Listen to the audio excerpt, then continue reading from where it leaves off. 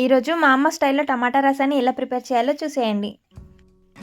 ఈరోజు టమాటా చారు కోసం ఇట్లా పొయ్యి మీద టేస్ట్ బాగుంటుందని చెప్పేసి దీని మీద చేస్తున్నాను. కడాయి పెట్టినాం, ఇందులో టమాటాలు వేసుకోవాలి.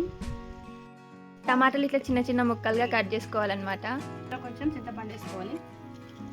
బాండికి అతుక్కోకుండా ఇందులో కొంచెం ఆయిల్ కూడా వేసుకోవాలి. త్వరగా ఉడికిపోవడానికి ఇందులో కొంచెం సాల్ట్ కూడా వేసుకుంటున్నాను. బాండిలో ఇవన్నీ వేసుకున్న తర్వాత ఇలా ఒకసారి కలుపుకుంటూ అడుగంటకుండా చూసుకోవాలన్నమాట మనం. టమాటా త్వరగా ఉడకడానికి ఇలా పైన మూత పెట్టుకోవాలి. టమాటాని ఇలా మెత్తగా ఉడికించుకోవాలి. టమాటాలు ఉడికిపోయాయి, ఇప్పుడు పొయ్యి మీద దించుకోవాలి. దీన్ని ఉడికిన ఈ టమాటాలన్నీ ఒక గిన్నెలోకి తీసుకోవాలి. ఇప్పుడు ఇందులోకి కొద్దిగా నీళ్ళని వేసుకోవాలి. ఇందులో నీళ్ళు పోసాం కదా, ఇది ఇట్లా మంచిగా కలుపుకోవాలి. సో ఇట్లా వీడియోలో చూపిస్తున్నట్టుగా టమాటాలు తీసుకున్న దాంట్లోకి కొద్దిగా వాటర్ పోసుకుంటా టమాటా రసాన్ని తీసుకోవాలన్నమాట ఒక గిన్నెలోకి.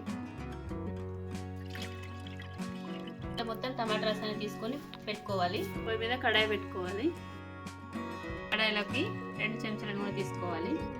నూనె గరమైనాక ఆవాలు జీలకర్ర వేసుకోవాలి. పచ్చిమిరపకాయలు వేసుకోవాలా. పచ్చిమిర్చిలు వేసుకున్నాక ఇందులోకి ఒక 2 ఎండుమిర్చిలను కూడా వేసుకోవాలి. అట్లనే ఎల్లిపాయ రెమ్మలు కూడా వేసుకోవాలి.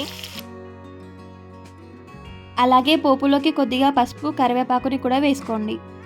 పోపులోకి ఇంతకుముందు తీసి పెట్టిన టమాటా రసాన్ని దీన్ని వేసుకోవాలి. టమాటా రసాన్ని వేసుకున్నాక ఒకసారి మంచిగా కలుపుకోవాలి ఇట్లా. ఇప్పుడు రసంలోకి సరిపడా ఉప్పు, కారం వేసుకోవాలి.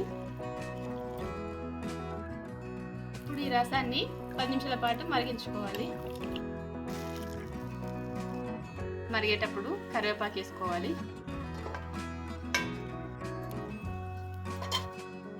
చారు మంచిగా మరిగిపోయింది. ఇందులో కొంచెం కొత్తిమీర వేసుకోవాలి. టమాటా రసంలో కొత్తిమీర వేసుకొని ఇట్లా ఒకసారి కలిపేసుకొని దించేసుకుంటే టమాటా రసం రెడీ అయిపోయినట్టే. చాలా టేస్టీ ఒకసారి. టేస్ట్ సూపర్ ఉంది. ఇప్పుడు ఈ రసాన్ని దించేసుకుని ఒక గిన్నెలో పోసుకొని వేడి వేడి అన్నంలోకి వేసుకుని తింటే టేస్ట్ అదిరిపోయింది అసలు. ఒకసారి మీరు కూడా ట్రై చేసి చూడండి, డెఫినెట్గా నచ్చుతుంది. ట్రై చేసి టేస్ట్ ఎలా ఉందనేది కామెంట్ చేయండి.